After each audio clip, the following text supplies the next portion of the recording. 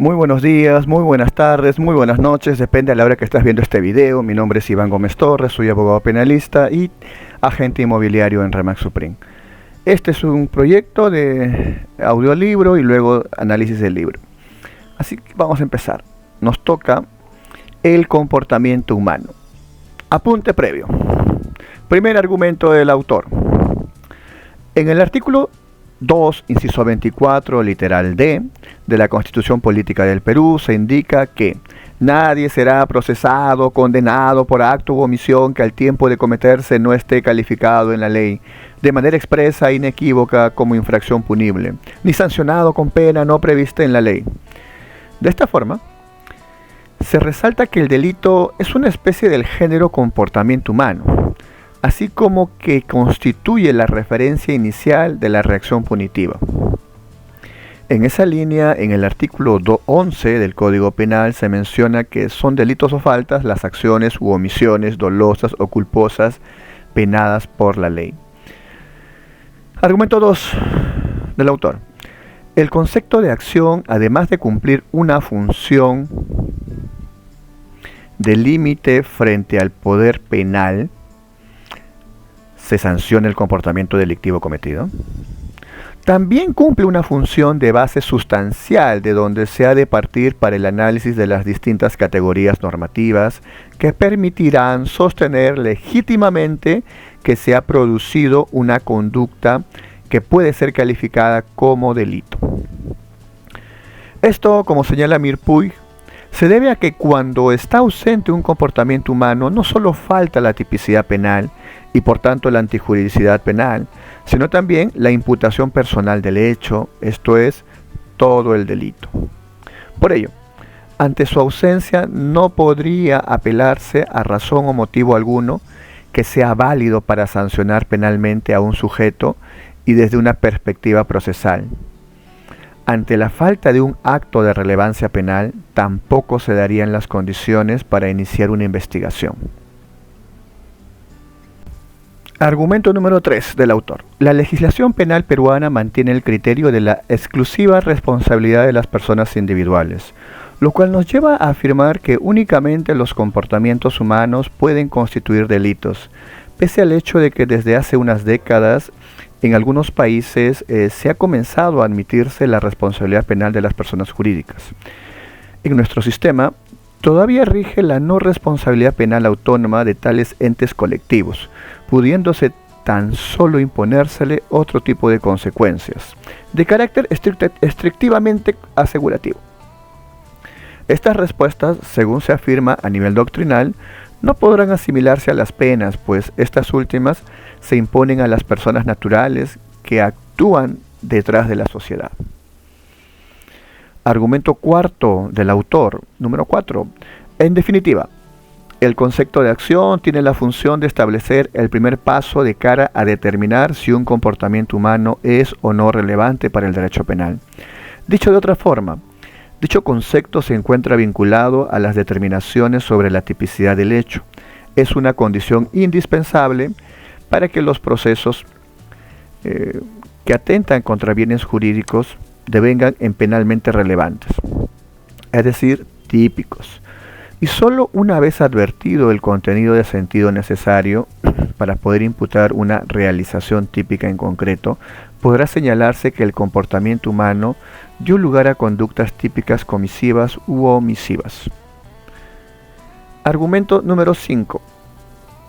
Ahora bien, en vista de que son distintas y variadas las teorías que sobre el concepto de acción se han elaborado, consideramos necesario, aunque de manera breve, exponer tales tesis con la finalidad de que, a modo de aproximación, se conozca lo que se ha entendido como la esencia de la conducta humana en distintos momentos. A. Producción reconducible a la voluntad humana de una modificación en el mundo exterior. B. El ejercicio de una actividad final. C. El carácter socialmente relevante del comportamiento humano. D. La acción como manifestación de la personalidad. E. La causación del resultado individualmente evitable, entre otras posturas.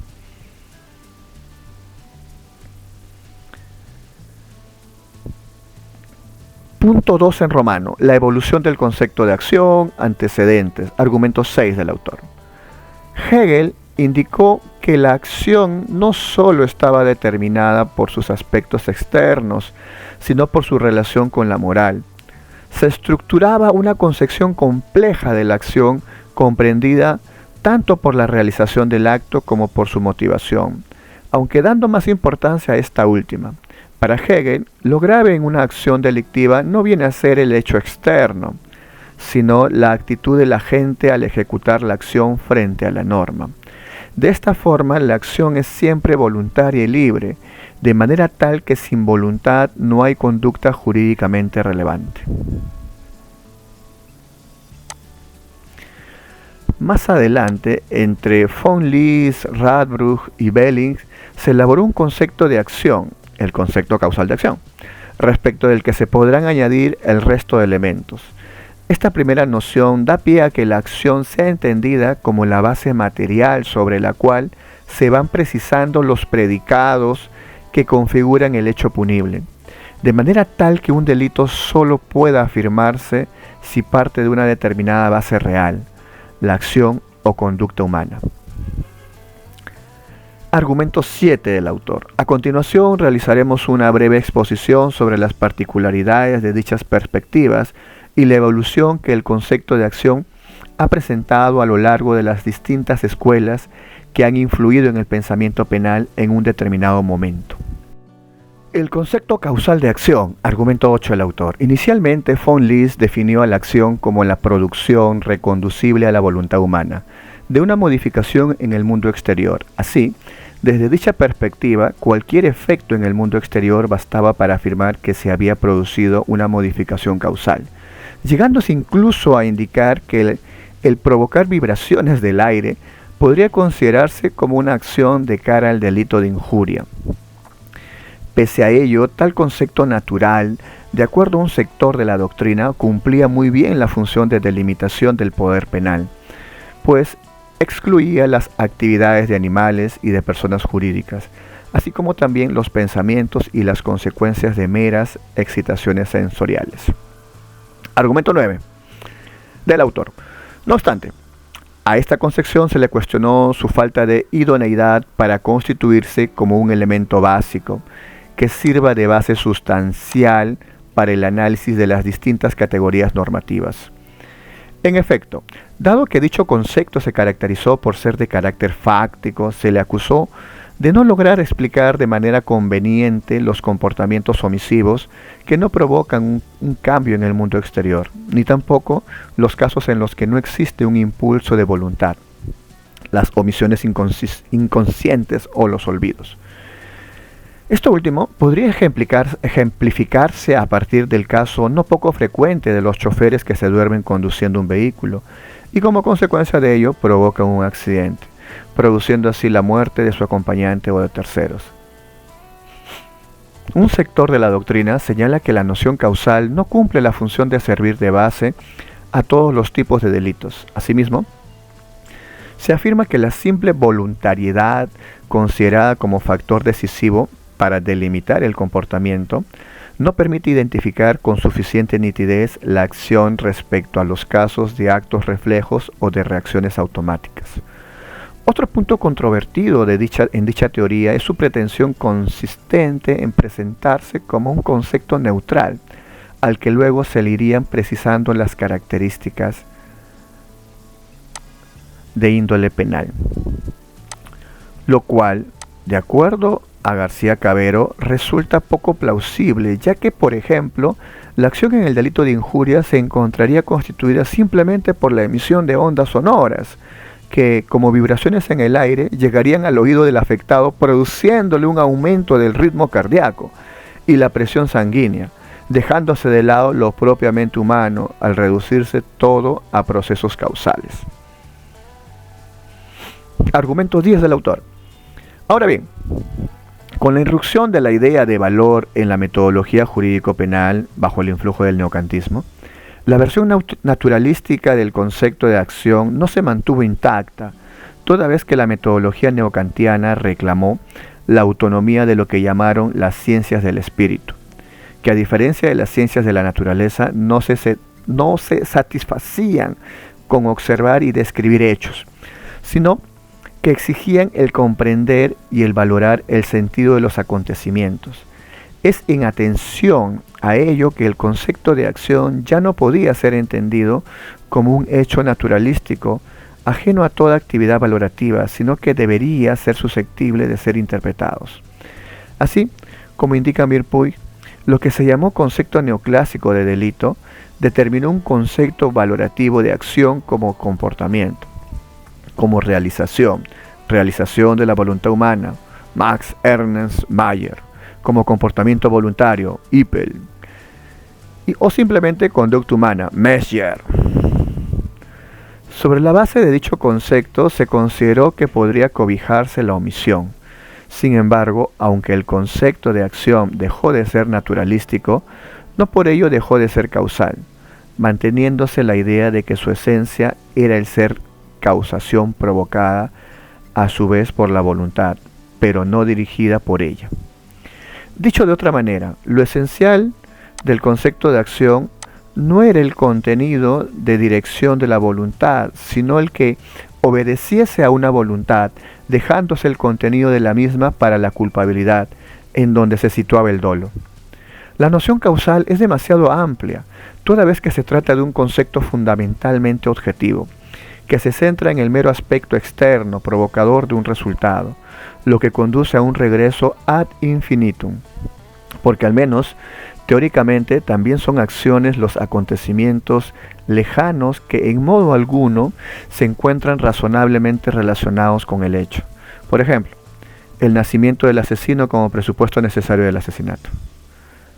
Además, a decir de un sector de la doctrina, el que en la culpabilidad se analiza en el dolo y la culpa es desacertado, e incluso califican de absurda la distinción entre antijuridicidad y culpabilidad, en función de la separación entre lo causal objetivo y lo anímico subjetivo.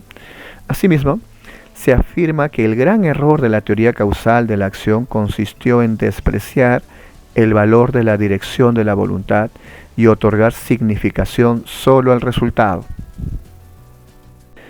El concepto final de acción. Argumento 11. Ahora el autor va a resumir ideas, va a tratar de explicar el concepto final de acción.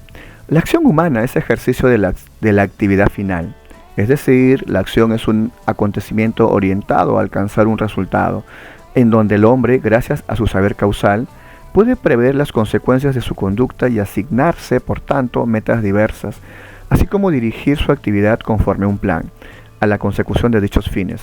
Por ejemplo, el que una persona para matar a otra se dirija a una panadería y compre distintos alimentos a los cuales luego les rociará veneno para así cumplir con su objetivo. De ese modo, se afirma que si bien el finalismo no renunció a una comprensión de la acción previa, sobre la cual habrían de precisarse posteriormente las otras categorías dogmáticas del delito, su concepto de acción recuperó una visión supraempírica, ya que desde dicho planteamiento la acción constituía, a diferencia de los procesos causales, una expresión de sentido del ser humano orientada a la consecución de determinados objetivos propuestos. Argumento 12 del autor.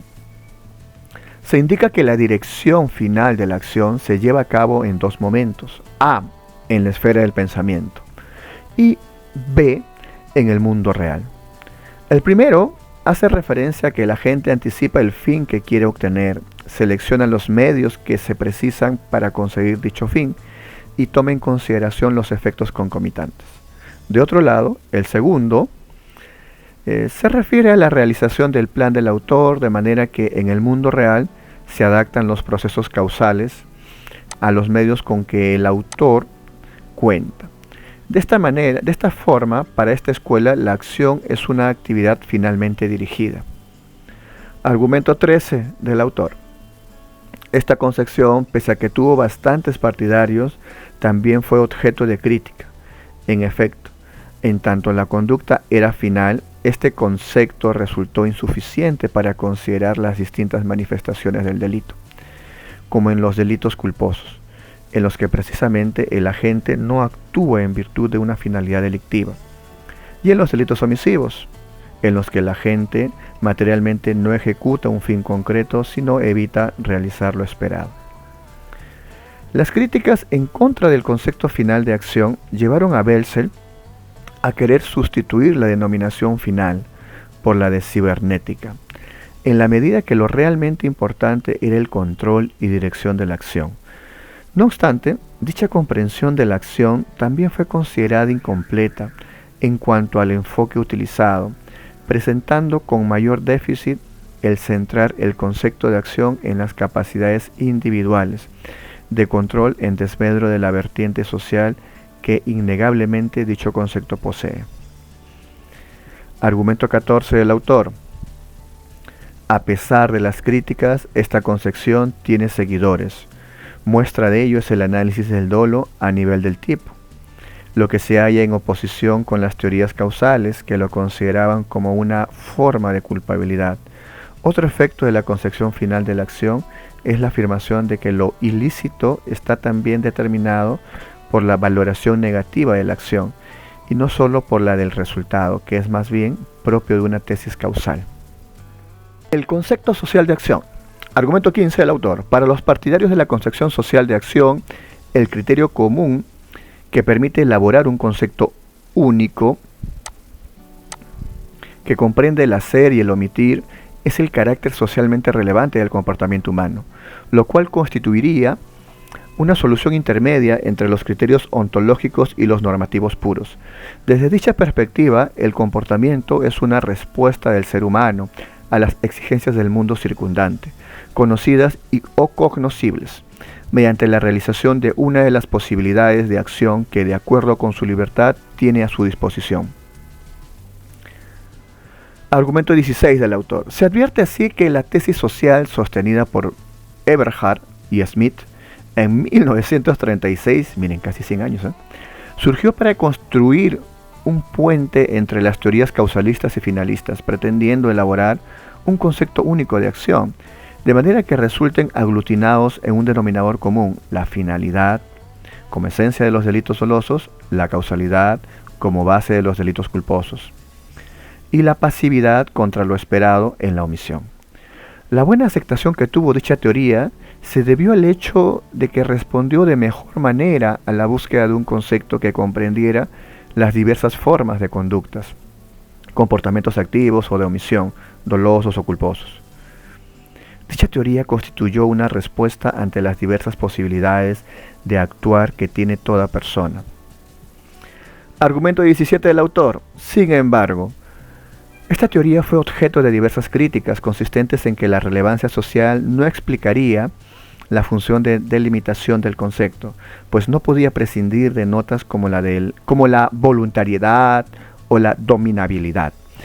Asimismo, tampoco cumplía la función de enlace, toda vez que se trataba de una mera idea de acción sin repercusiones en los demás estratos del hecho punible. Se afirmó incluso que esta concepción hacía de la teoría de la acción una teoría del injusto y que la relevancia social era una cualidad accidental que de faltar no excluía la acción sino su significación social.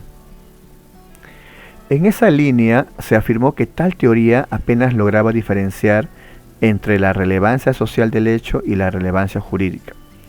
Así, se cuestionaba que las fronteras entre lo social y lo jurídico desapareciesen ante supuestos en los que la propia regulación penal sea la que otorga la relevancia social a los hechos.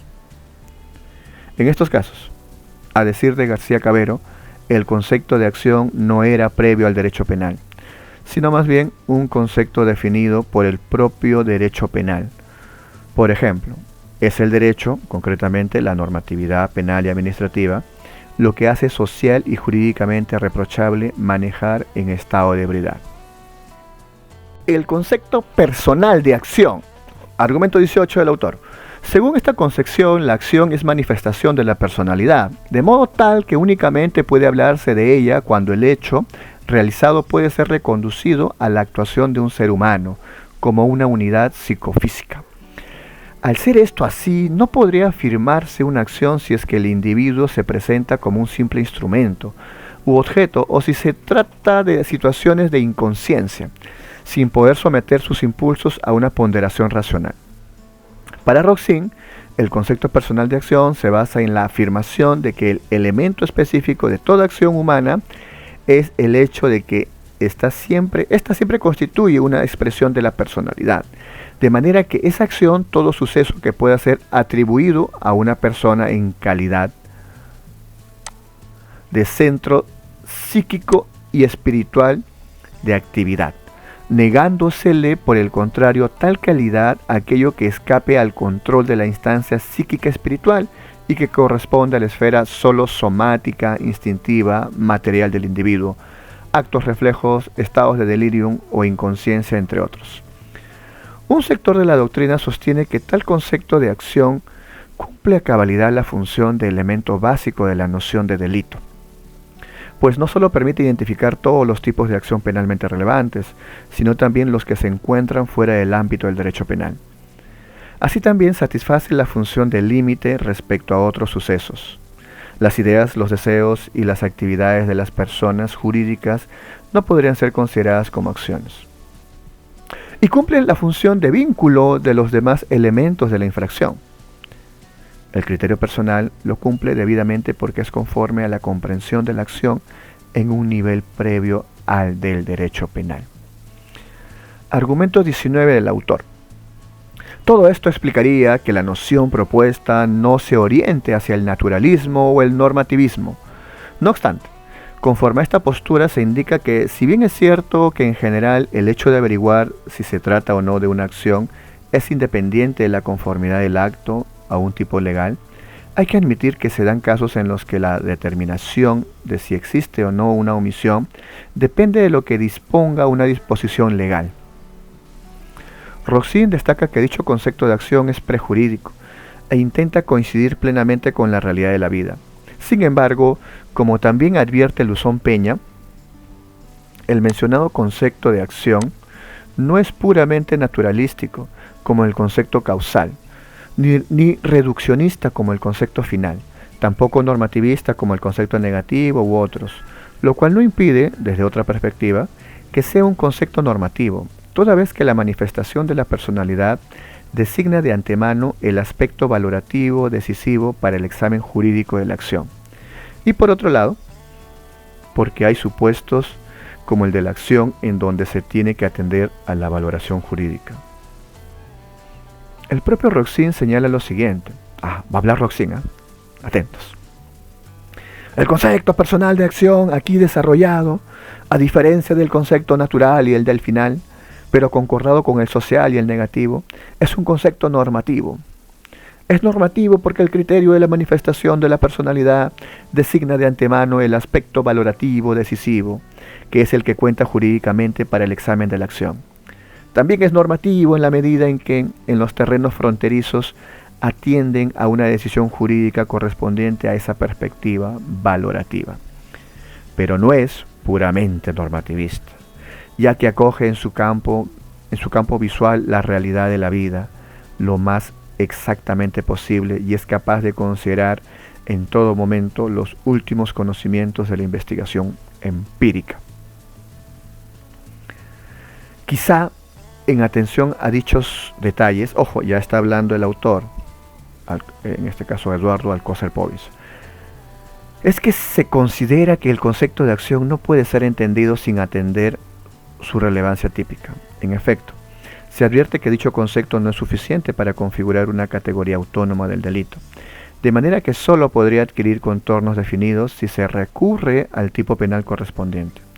Dicho de otra manera, se exige para la definición del concepto de acción una referencia a criterios jurídico-penales. El concepto negativo de acción. Argumento 20 del autor. El concepto negativo de acción fue formulado por Herzberg bajo la siguiente expresión: la acción es entendida como el no evitar evitable una posición de garante. Con ese concepto, comenta López Barja de Quiroga, se pretendió abarcar tanto a la acción como a la omisión, pues en ambos casos el autor se le imputa el no evitar un resultado que era evitable, añadiéndosele el requisito de la posición de garante.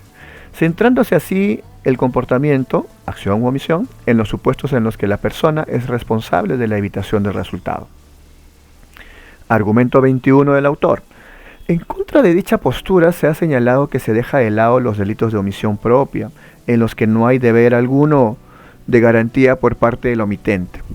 Asimismo, tampoco este concepto de acción logra cobijar todas las formas delictivas. Por su lado, García Cabero indica, al igual que con el concepto personal de acción, que nos hallamos ante un concepto que no puede pretender ser un concepto de acción previo al derecho penal. Si se analiza con detenimiento esta propuesta de definición de la acción, podrá concluirse que en el fondo se recurre al tipo penal para definir la acción, pues lo que debe evitarse solamente puede ser determinado en función de la contextualización típica, la posición de garantía o la situación típica. Con base en estas ideas, resulta patente que el concepto negativo de acción no se construye a partir de la omisión en sí misma, sino a partir de la configuración típica del delito omisivo. El concepto común de acción estaría definido, por tanto, por la relevancia penal que da la tipicidad a la acción y a la omisión. La noción funcional de acción. Argumento 22 del autor. Desde una posición normativo-sistemática como la expuesta por Jacobs, se advierte que la acción se entiende como la causación del resultado individualmente evitable, configurándose como un concepto puramente normativo que parte de que la norma no va dirigida a comportamientos inevitables. Cualquier comportamiento contrario a la norma solo puede ser un comportamiento evitable. La acción será el hecho que es culpable, de manera que para nada importará al concepto el aspecto externo, esto es, el movimiento corporal, pues lo que interesa es la relación que tiene el sujeto con la norma. El concepto de acción entonces se establecerá determinando tanto a aquel que realiza la conducta como al mundo exterior.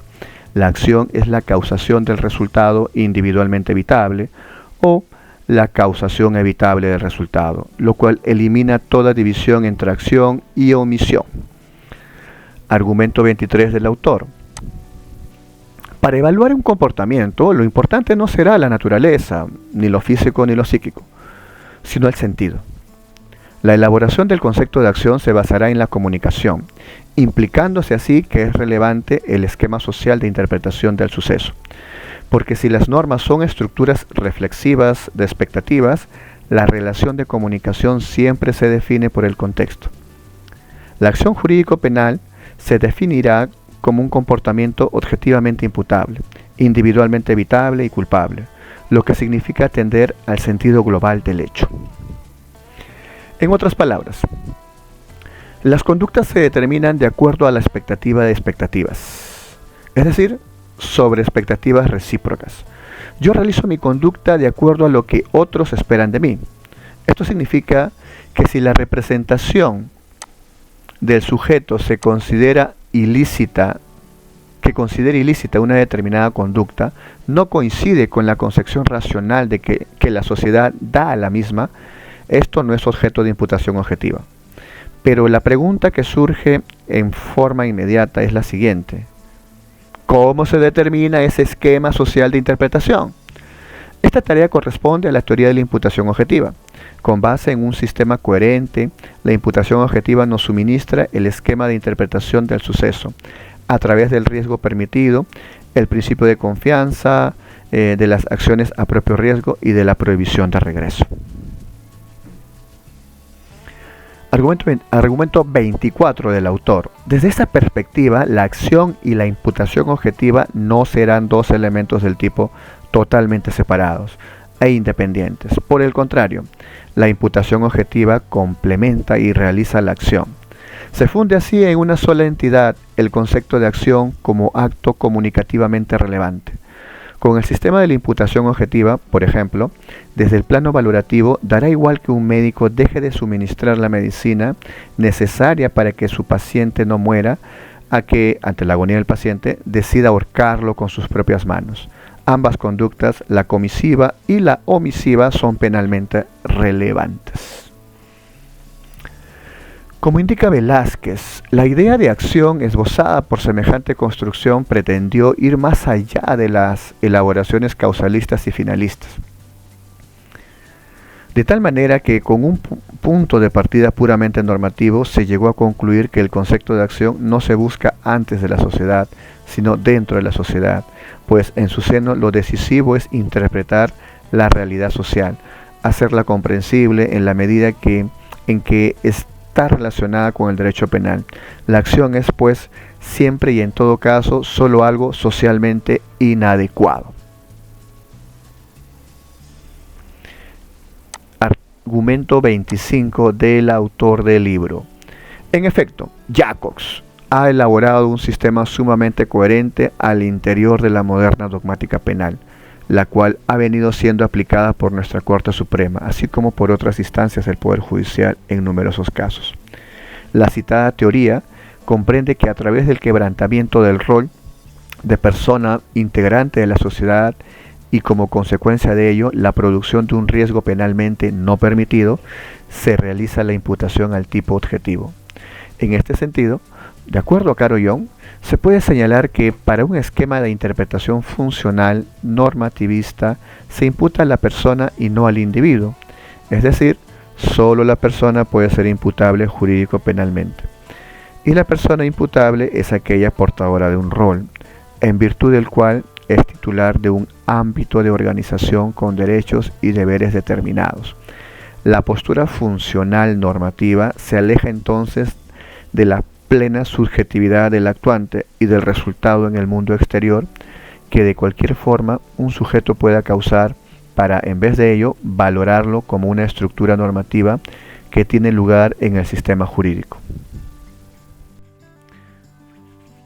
Por último, la ausencia de acción. Argumento 26 del autor. El Código Penal se refiere implícitamente a la acción cuando se ocupa de los supuestos que tradicionalmente se han calificado como causas de falta de acción. De ese modo,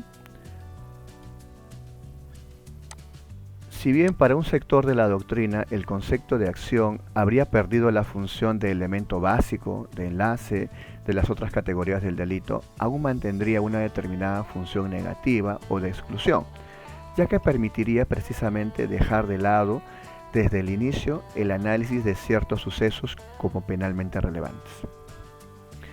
Esto tiene su fundamento en que la función delimitadora o negativa que cumple la teoría de la acción supondrá que no existe acción relevante para el derecho penal cuando falta la voluntad. Esto es, que se requiere de un impulso socioindividual orientado a un objeto de referencia, de manera que la ejecución causal esté dirigida a lo que se propuso el sujeto. Como consecuencia material, estamos ante un caso de ausencia de acción, cuando el sujeto no puede orientar su conducta conforme a algún objeto de referencia, no es una actividad consciente. Así pues, a través del artículo 20, inciso 6 del Código Penal, se apunta que se halla exento de responsabilidad el que obra por fuerza física irresistible, proveniente de un tercero o de la naturaleza. Sin embargo, dicha regulación a criterio de Hurtado Pozo es incompleta, pues la fuerza física irresistible no es la única causal de exclusión de la acción. En otras palabras, si se asume que es imprescindible que se prevén de modo expreso las causas que la eliminen, de igual manera como se reguló la fuerza física irresistible, se debió proceder con los estados de inconsciencia y los movimientos reflejos. Por el contrario, si se entiende que resulta prescindible establecer en el texto legal las causales que excluyen la acción, ni siquiera la previsión legislativa de la fuerza física irresistible tendría sentido. No obstante, argumento 27 del autor. No obstante ello, es posible admitir que la conducta de aquella persona que interviene en un suceso bajo la influencia de una fuerza física irresistible no puede ser considerada de modo alguno como una acción, toda vez que el violentado carece de voluntad, pudiéndose señalar incluso que es un instrumento ciego de quien ejerce la violencia, por lo que en realidad la acción no le pertenece. En efecto, por fuerza física irresistible se entiende aquel estímulo externo que es extraño a la gente, pero que le genera un movimiento involuntario. Su origen debe provenir del exterior, sea de una conducta humana o de una fuerza de la naturaleza. Por ejemplo, la corriente de agua que hace resbalar a una persona que como consecuencia de ello termina empujando a otra que finalmente se ahoga. De otro lado, la fuerza física o coacción biscompulsiva no descarta la acción, pues no anula la voluntad, sino que se incide en el proceso motivador de la toma de decisión del agente, por lo que no afecta la acción, sino en todo caso la antijuridicidad, estado de necesidad, o la culpabilidad, miedo insuperable. Según sea el supuesto, así por ejemplo, el empleado de un banco que es amenazado de muerte, si no entrega una cierta cantidad de dinero al delincuente, realiza una acción voluntaria, pero no es culpable. Argumento 28 del autor. En esa misma línea, tampoco puede considerarse como acciones los movimientos reflejos que se presentan como una reacción inmediata e involuntaria ante un estímulo interno o externo. Por ejemplo, las convulsiones, los vómitos y en ciertas circunstancias los movimientos instintivos de defensa. En dichos casos, según apunta Hurtado Pozo, es necesario por supuesto que el movimiento sea de índole puramente somática y se produzca fuera de toda influencia de la voluntad. Argumento 29 del autor. También se tienen los casos en los que no hay un acto exterior reconducible a un ser humano. Dichos casos se presentan cuando los hechos son provocados por animales, siempre que no hayan sido utilizados por las personas para cometer un delito. También se tiene el caso fortuito, que enmarca hechos absolutamente imprevisibles, por ejemplo un terremoto, y los meros pensamientos. Argumento 30 del autor. Por otro lado, también debe ponerse atención en que los profundos estados de inconsciencia como la situación de narcosis, hipnosis o embriaguez, así como los ataques convulsivos, tampoco constituirán acciones.